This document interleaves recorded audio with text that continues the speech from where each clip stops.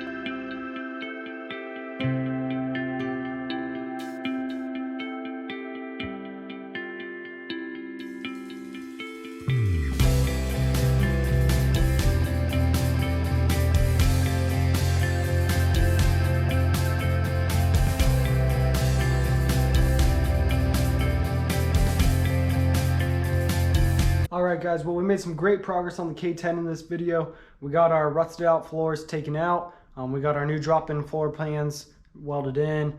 And then we went ahead and did the seam sealer on it. So everything looks a lot better. Kind of give you a look of what it is now. I know it's a little hard to see during the process, but I do the best I can for y'all. So you can see, we got these welded in. My welds weren't exactly perfect, but you know, I used a cheap $100 welder off of Amazon. And I think it came out pretty good all in all.